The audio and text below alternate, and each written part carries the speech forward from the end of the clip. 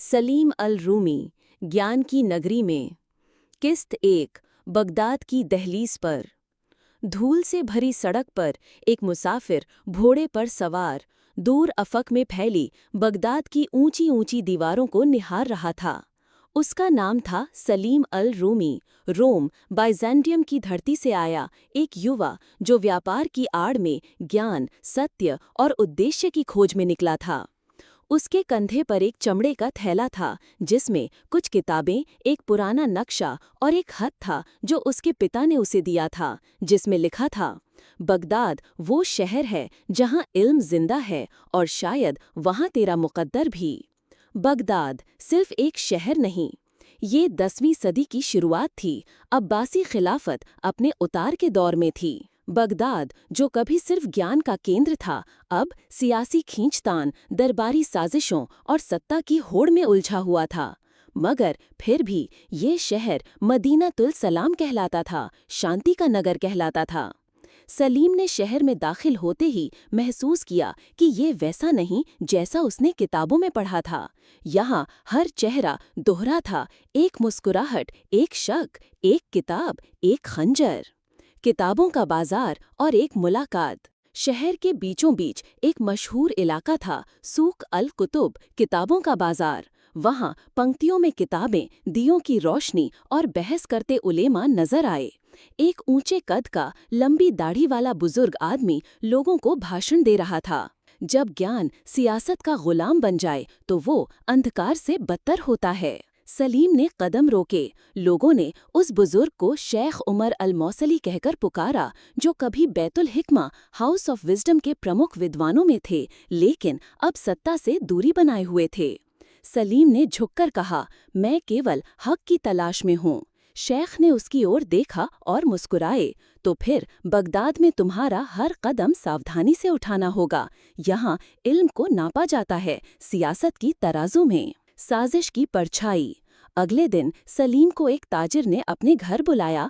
हसन बिन मालिक, जो उसके पिता का परिचित था और खलीफा के दरबार में रसूख रखता था। रात के खाने पर हसन ने धीमी आवाज में कहा, बगदाद आज 2 ध्रुवों में बटा है, खलीफा के वफादार और वो लोग जो सत्ता को अपने हाथ में लेना चाहते हैं। वजीर आजम कुछ फौजी अफसरों के साथ मिलकर एक नया निजाम खड़ा करना चाहते हैं। सलीम चौंका। वो तो सिर्फ ज्ञान की तलाश में आया था, पर बगदाद उसे साजिशों के जाल में खींच रहा था। हसन में एक गहरी नजर डालते हुए कहा, अगर तुम समझदारी से चलो तो तुम वजीर से मिल सकते हो, लेकिन शर्त यह है कि तुम हमारी बातों में साथ दो। रूह की दस्तक।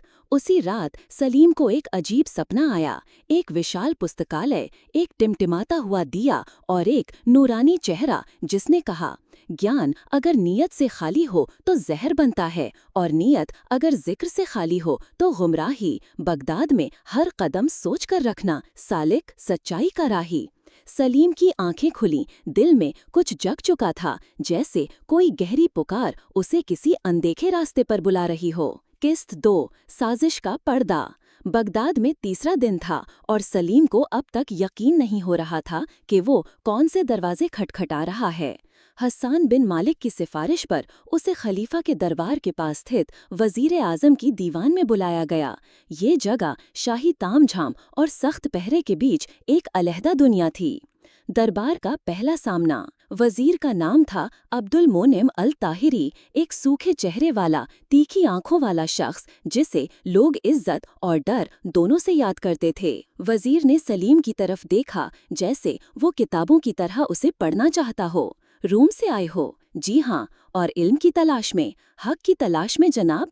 वजीर हल्के से मुस्कुराया, वो मुस्कान जिसमें रहस्य छुपा था। फिर शायद तुम हमारे काम के हो सकते हो। यहाँ सिर्फ किताबें नहीं, असली हिकमत तो लोगों के दिल पढ़ने में है और उन्हें मोड़ने में। भविष्य की एक डोरी। सलीम को वजीर ने एक छोटी सी जिम्मेदारी दी, बैतुल हिकमा के दस्तावेजों की निगरानी।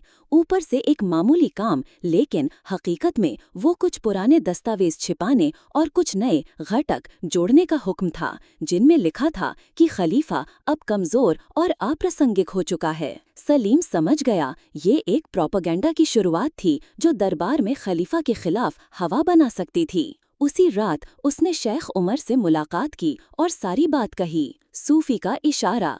शेख उमर ने चुपचाप एक मश्क से पानी निकाला, सलीम को दिया और बोले, क्या तुम पानी को देख सकते हो? जी। क्या तुम जान सकते हो कि ये साफ है या जहर मिला हुआ है? नहीं। तो फिर हर काम जो बाहर से सीधा लगे उसमें अंदर की सच्चाई जरूरी है। सलीम, ये शहर एक इम्तिहान है। तुम या तो इसकी साजिश में डूब जाओगे या उसकी रूह तक पहुंचोगे। रूहानी